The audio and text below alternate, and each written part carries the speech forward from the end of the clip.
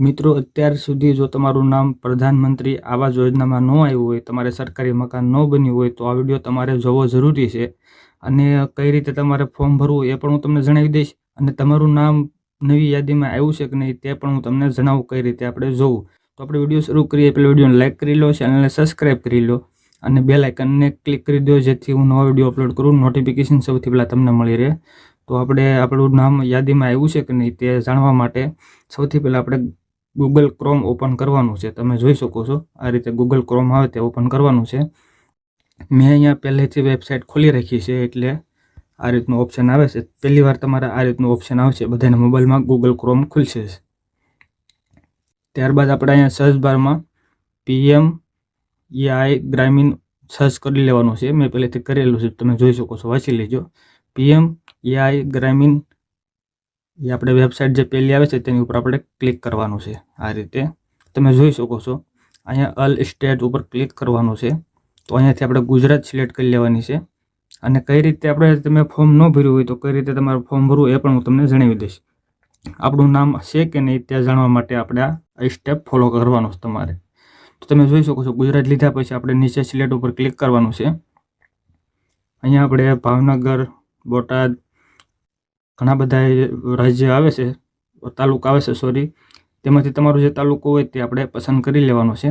મારો બોટાદ છે એટલે હું બોટાદ લઈ લઉં. ત્યારબાદ નીચે સિલેક્ટ ઉપર ક્લિક કરવાનું છે. ત્યાં તમારું જે તાલુકો આવતો હોય ત્યાં લઈ લેવાનો છે. મારો ગઢડા આવે છે. ત્યારબાદ નીચે આપણે જે તમારું ગામ હોય તે આપણે લઈ લેવાનું છે. મારું ગામ જલાલપુર આવે છે એટલે હું જલાલપુર લઈ લઉં છું. તમારું પણ ગામ આવશે. ત્યારબાદ નીચે આપણે ક્લિક કરવાનું અને અહીંયાથી આપણે 2025થી 26ની યાદી જોઈ શકીએ છીએ. 2024થી 2025ની યાદી જોઈ શકીએ છીએ.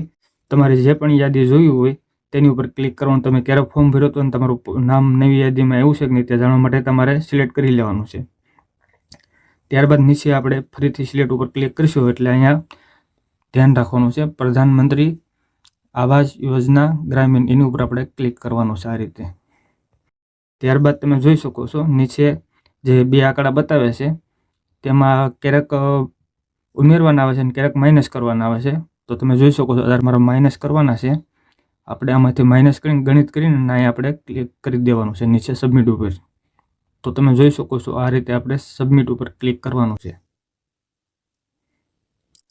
સબમિટ ઉપર ક્લિક કરશું એટલે નીચે ઓપ્શન આવશે ડાઉનલોડ એક્સેલ અને ડાઉનલોડ PDF. તો આપણે ગમે એમાં તમે ડાઉનલોડ કરી શકો છો. હું PDF ડાઉનલોડ કરી લઉં.